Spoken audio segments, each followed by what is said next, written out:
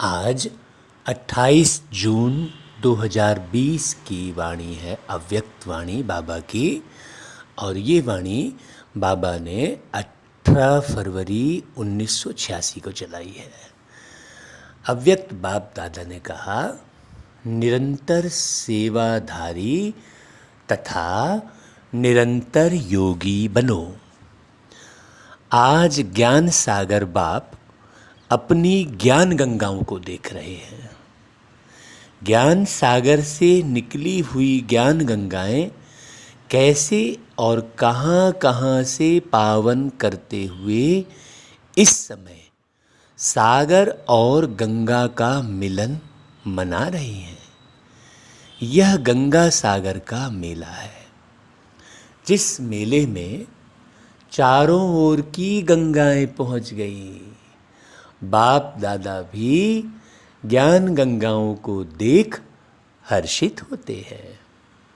हर एक गंगा के अंदर यह दृढ़ निश्चय और नशा है कि पतित दुनिया को, पतित आत्माओं को पावन बनाना ही है। इसी निश्चय और नशे से हर एक सेवा के क्षेत्र में आगे बढ़ते जा रहे हैं। मन में यही उमंग है कि जल्दी से जल्दी परिवर्तन का कार्य संपन्न हो। सभी ज्ञान गंगाएं ज्ञान सागर बाप समान विश्व कल्याणी, वरदानी और महादानी रहमदिल आत्माएं हैं। इसलिए आत्माओं की दुख अशांति की आवाज़ अनुभव कर आत्माओं के दुख अशांति को परिवर्तन करने की सेवा तीव्र गति से करने का उमंग बढ़ता रहता है। दुखी आत्माओं के दिल की पुकार सुनकर रहम आता है ना, स्नेह उठता है कि सभी सुखी बन जाएं। बाबा पूछते हैं, सुख की किरणें, शांति की किरणें, शक्ति की किरणें विश्व को देने के निमित्त बने हुए हो। आज आदि से अब तक ज्ञान गंगाओं की सेवा कहाँ तक परिवर्तन करने के निमित्त बनी है, बाप दादा यह देख रहे थे। अभी भी थोड़े समय में अनेक आत्माओं की सेवा करनी है। 50 वर्षों के अंदर देश विदेश में सेवा का फाउंडेशन तो अच्छा डाला है।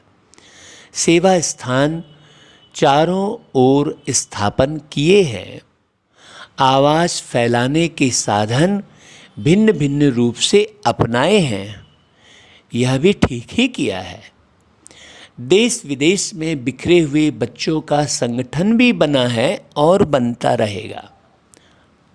अभी और क्या करना है, क्योंकि अभी विधि भी जान गए हो, साधन भी अनेक प्रकार के इकट्ठे करते जा रहे हो और किए भी हैं।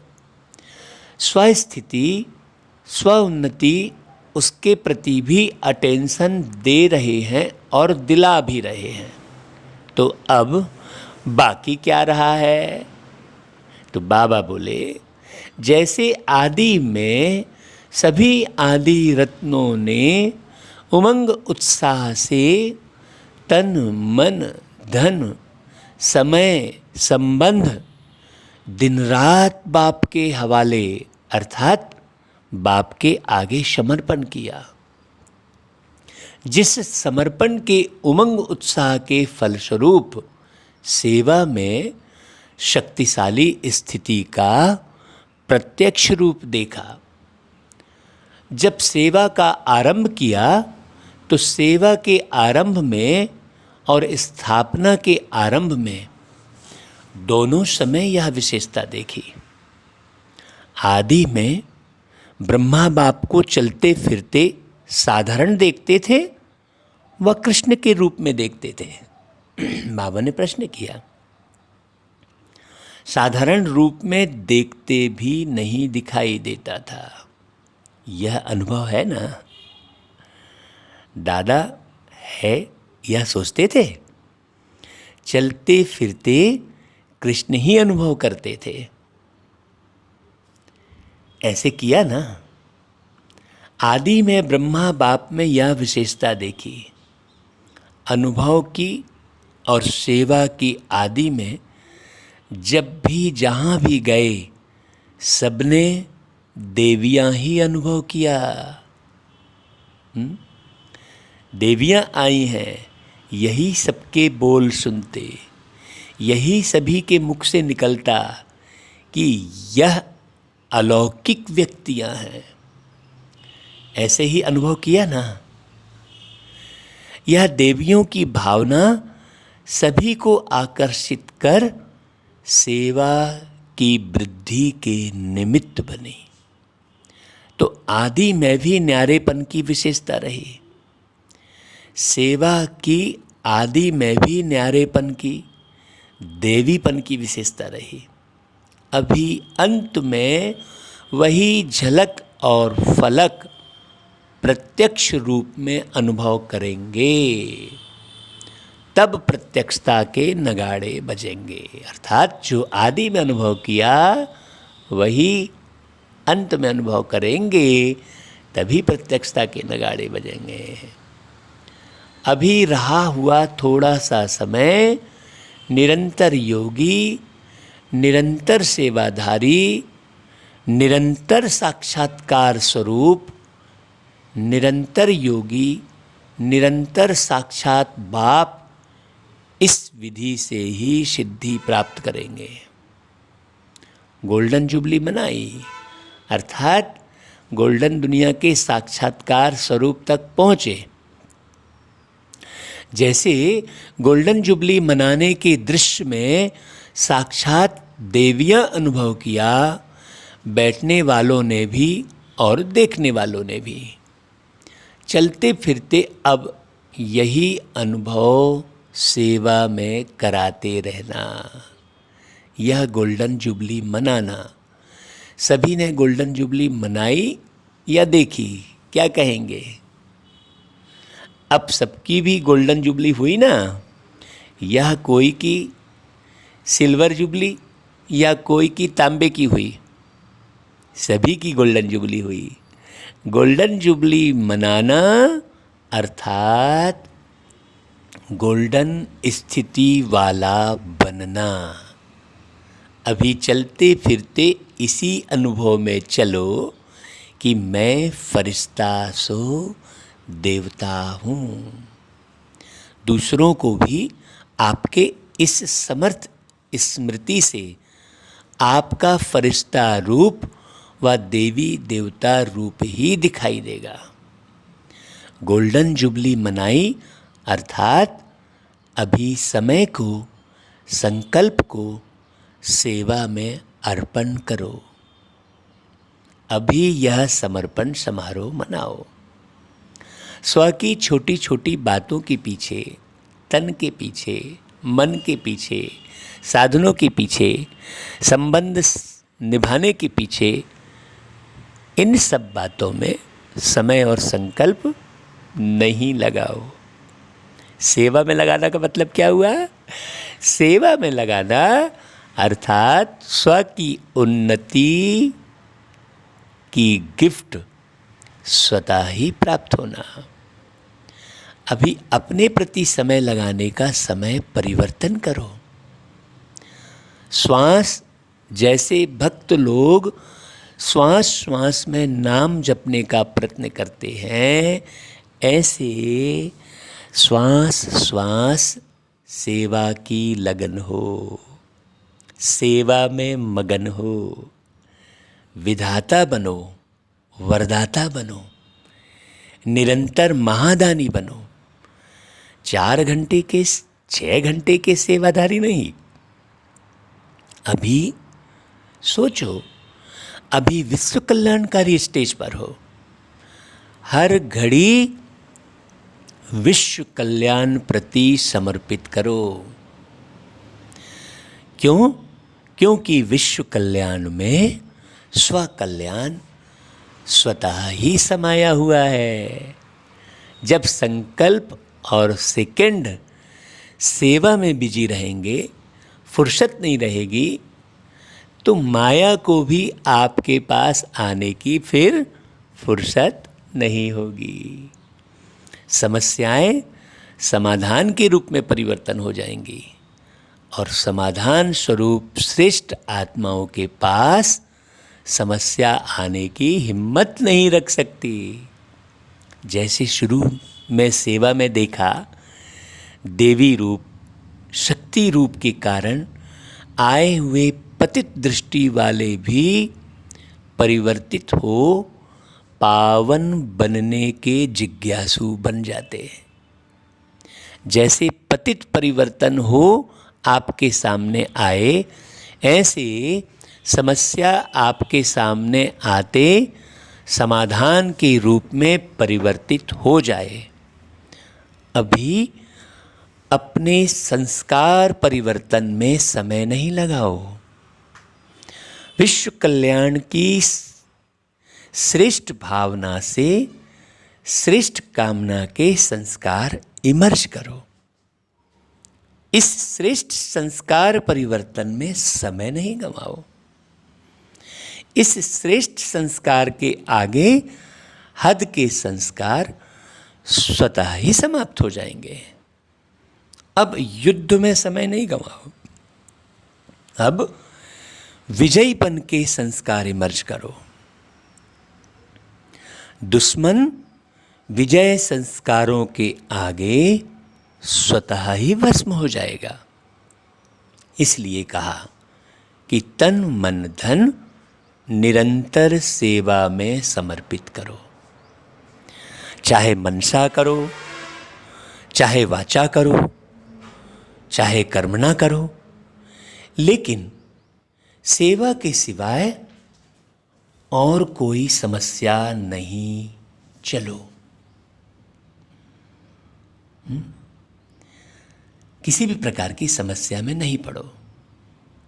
दान दो, वरदान दो, तो स्व का ग्रहण स्वतः ही समाप्त हो जाएगा।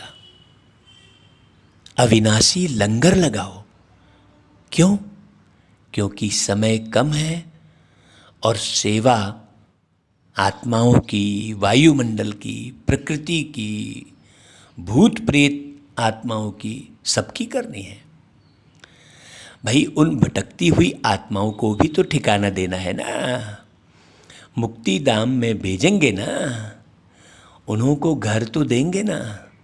तो अभी कितनी सेवा करनी है, कितनी संख्या है आत्माओं की। हर आत्मा को मुक्ति व जीवन मुक्ति देनी ही है। सब कुछ सेवा में लगाओ तो श्रेष्ठ मेवा खूब खाओ। मेहनत का मेवा नहीं खाओ, सेवा का मेवा, सेवा का मेवा खाओ। क्यों? क्योंकि सेवा का मेवा मेहनत से छुड़ाने वाला है। बाप दादा ने रिजल्ट देखा।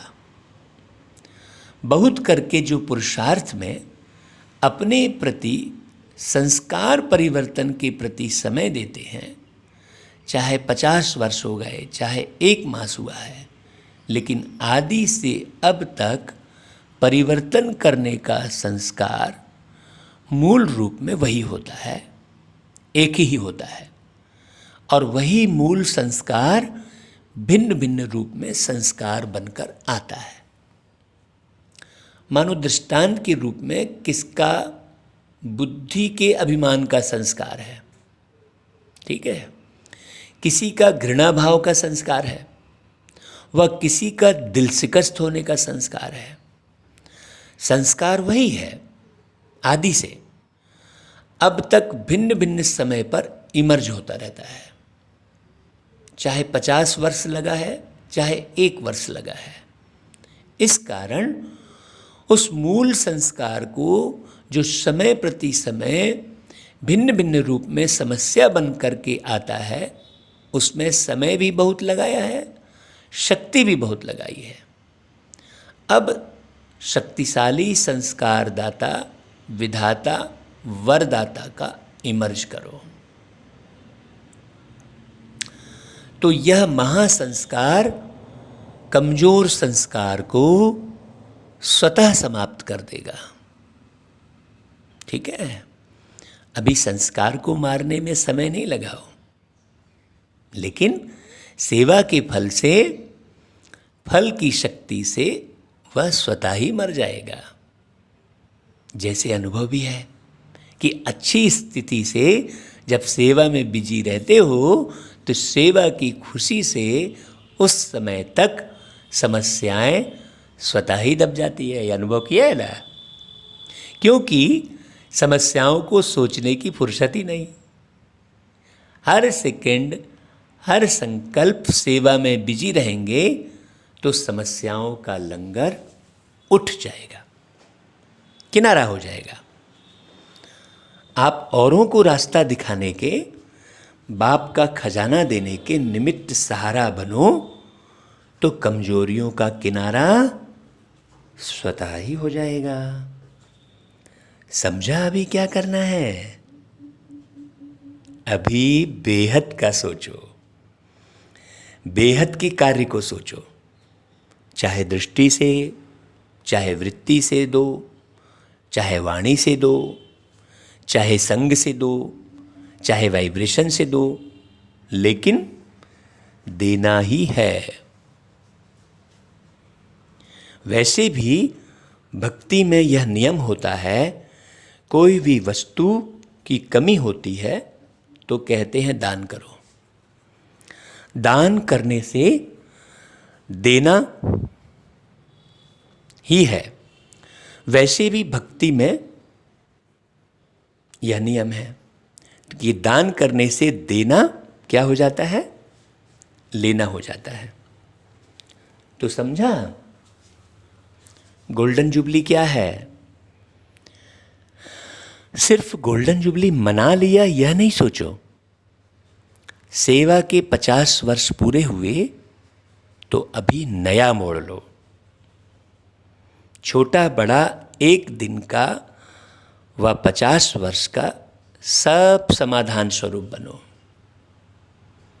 समझा क्या करना है? वैसे भी 50 वर्ष के बाद जीवन परिवर्तन तो होता ही है। गोल्डन जुबली अर्थात परिवर्तन जुबली, संपन्न बनने की जुबली। अच्छा, सदा विश्व कल्याणकारी समर्थ रहने वाले, सदा वरदानी महादानी स्थिति में स्थित रहने वाले, सदा स्व की समस्याओं को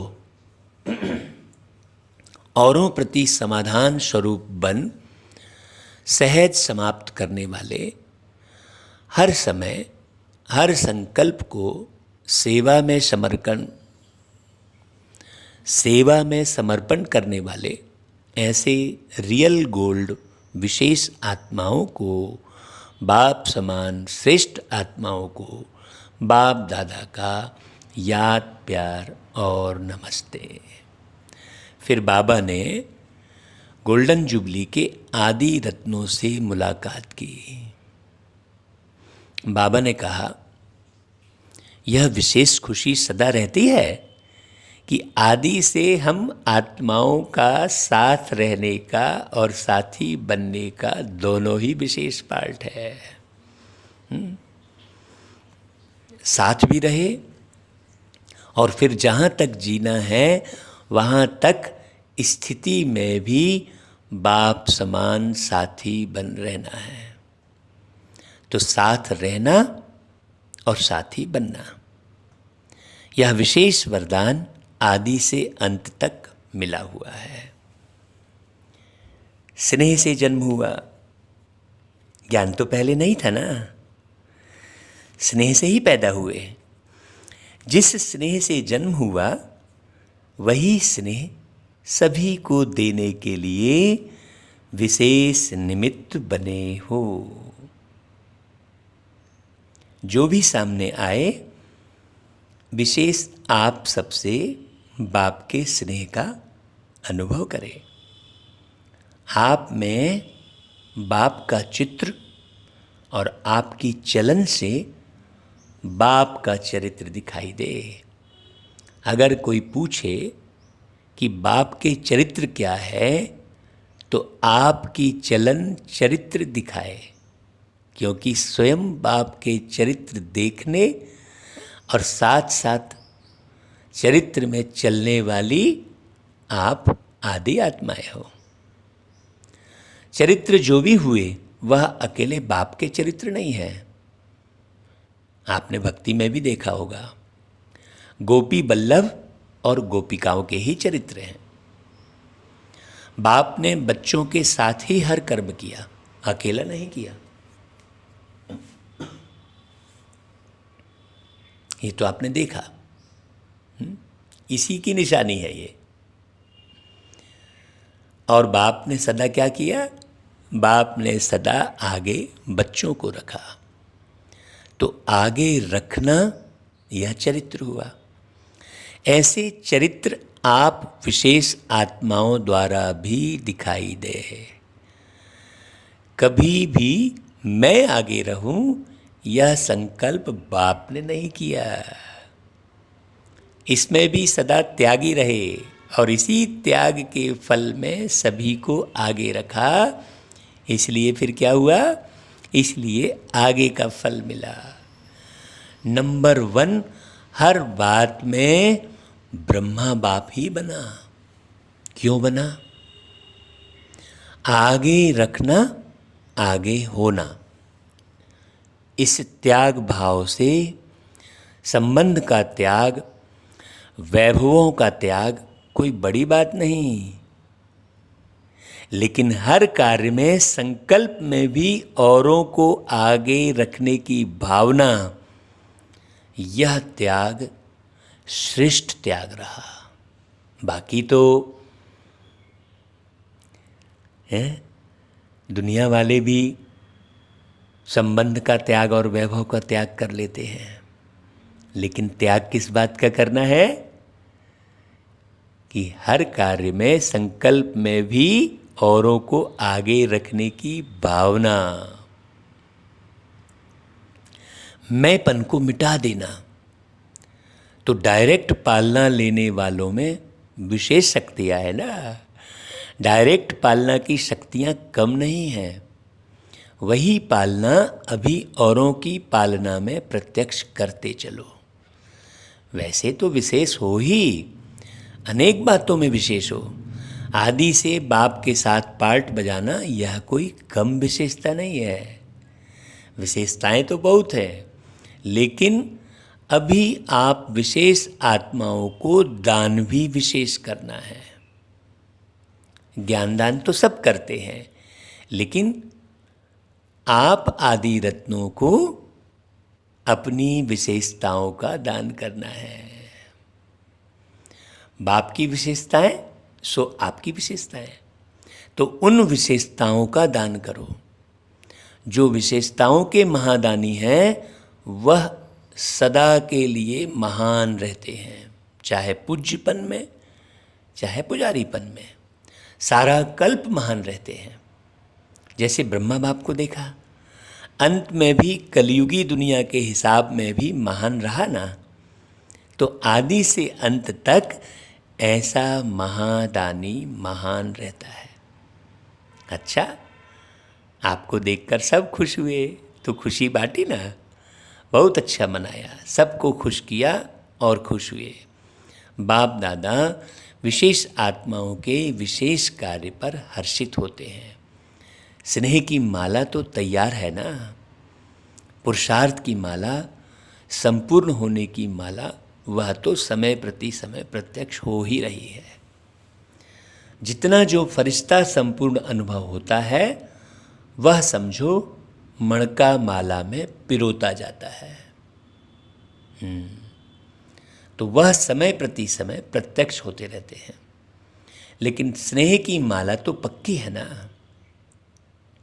स्नेह की माला के मोती सदा ही अमर हैं, अविनाशी हैं। स्नेह में तो सभी पास मार्क्स लेने वाले हैं, बाकी समाधान स्वरूप की माला तैयार होनी है। संपूर्ण अर्थात समाधान स्वरूप। उसके पास कोई प्रश्न जीवन में नहीं रहेगा। जैसे ब्रह्मा बाप को देखा, समस्या ले जाने वाला भी क्या होता था, समस्या भूल जाता था। क्या लेकर आया और क्या लेकर के गया, यह आपने अनुभव किया ना। समस्या की बातें बोलने की हिम्मत ही नहीं रही, क्योंकि संपूर्ण स्थिति के आगे समस्या जैसे कि बचपन का खेल अनुभव करते थे, इसलिए समस्या समाप्त हो जाती थी। इसको कहते हैं समाधान स्वरूप। मतलब जो कोई आपके सामने आए तो वो भी प्रश्न रहित हो जाए। एक एक समाधान स्वरूप हो जाए तो समस्या फिर कहाँ जाएंगी। आधा कल्प के लिए विदाई समारोह हो जाएगा कि नहीं। अभी तो विश्व की समस्याओं का समाधान ही परिवर्तन है, तो क्या गोल्डन जुबली बनाई, मोल्ड होने की जुबली मनाई। जो मोल्ड होता है वह जिस भी रूप में लाने चाहो उस रूप में आ सकता है। अब मोल्ड होने का मतलब क्या हुआ, बाप दादा ने कहा मोल्ड होना अर्थात सर्व का प्यारा होना। सबकी नज़र फिर भी निमित्त बनने वालों पर ही रहती है। कोई बनने के लिए आगे आता है तो उसकी नज़र कहाँ रहती है, निमित्त बनने वालों की रहती है, अपने ऊपर नज़र नहीं रहती है। अच्छा, फिर आज का वरदान, श्रेष्ठता के आधार पर समीपता द्वारा कल्प की श्रेष्ठ प्रारब्ध बनाने वाले विशेष पाठधारी भव। किसके आधार पर, श्रेष्ठता के आधार पर, समीपता द्वारा कल्प की श्रेष्ठ प्रारब्ध बनाने वाले विशेष पाठधारी भाव। इस मर्जीवा जीवन में श्रेष्ठता का आधार दो बातें हैं।